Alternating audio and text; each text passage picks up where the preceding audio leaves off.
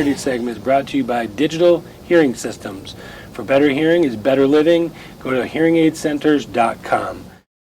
The Supreme Court has just lifted the lower court's block of Trump's travel ban while protecting the Second Amendment. But first, ratcheted rhetoric leads to a crazed Bernie supporter nearly slaughtering GOP congressmen on a baseball field. Is America headed for a left versus right civil war? I wouldn't call it a civil war. I would say right now it's about as bad of a divide as it's ever been. Well, what I'm seeing, I know what you're getting at. Civil war was what we had when the southern states wanted to secede from the north. And we lost 2 million. Do you know at that time, by the way, that was the most murderous war America was ever in? We lost 2 million Americans together on both sides. Because they were both on the same, we were all Americans. They were all Americans, and that was out of a population of less than 30 million at the time. That was the worst, terrible war. But I know what you're saying. Your basic thesis is correct. We don't seem to have the American values even thought about.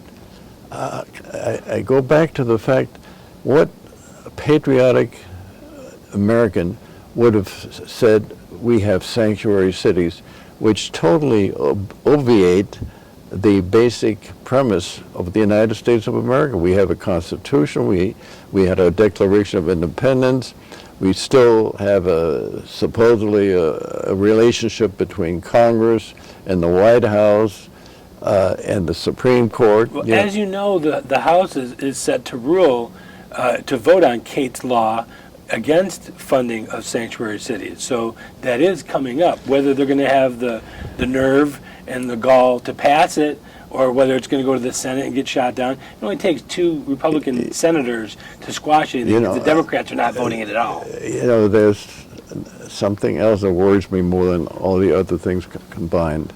The ignorance of the latest young generation in this country, which has been aided and abetted by the websites and the whole basic idea of breakdown of the education, breakdown of the family. Books, like, look around here, you still see books are becoming outdated. Bookstores, you've got about half the bookstores left in this country, and they're getting less and lesser every day. Look at the magazines. Remember Fortune magazine, Life magazine?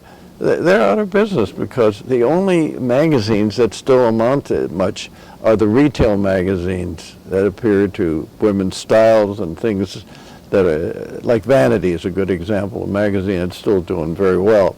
But these magazines that gave us information, statistics, background, and issues, they don't exist anymore. Well, because everything is online, everything is digital, everything online. Is at your fingertips, which is a great thing in it's certain a great aspects. thing. There's no question about it, but it has taken over the whole educational system. On top of that, the people who have gotten the professorial positions are not only left-wingers, I think they're about as close to communists as anything we've ever had in this country. Yeah.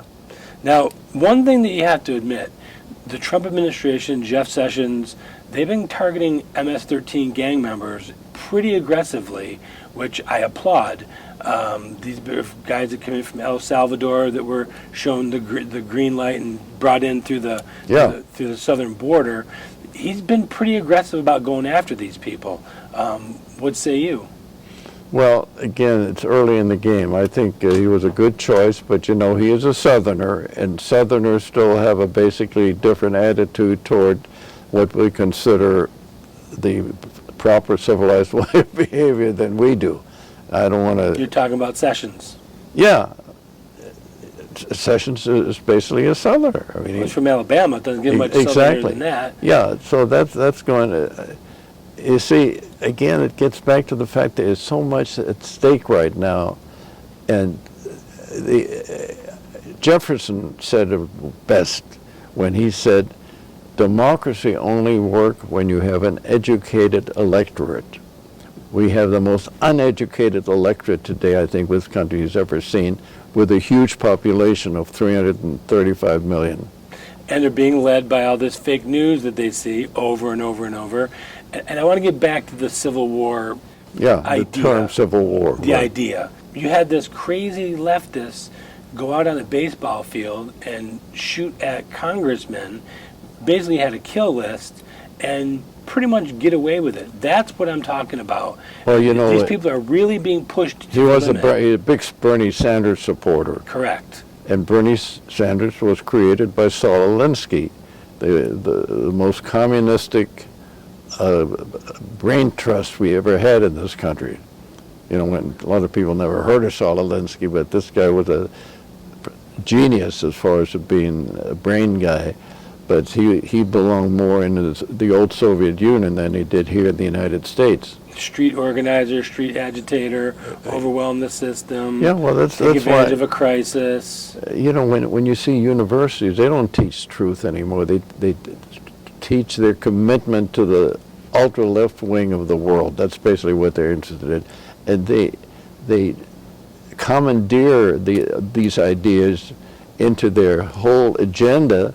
And any student that argues with them can worry about even being graduated. I mean, this is happening not only in the Ivy League, it is happening even in some of the southern universities. And so maybe we're not going to have an actual war where No. two sides are shooting at each other, but it's gotten to the point where it's so divided that people are taking up arms and doing really crazy things in the name of politics. Because and the rhetoric also that's it's being spewed. weakened our law enforcement in this country. Now, the one thing I take total issue with, and was a waste of time and effort, and a sort of, in my opinion, lessened his capability about the wall. Now, and he himself is starting to ridicule it by saying, well, we're going to put solar panels on top of the wall. Come on, I mean, for him to even say that, I was shocked.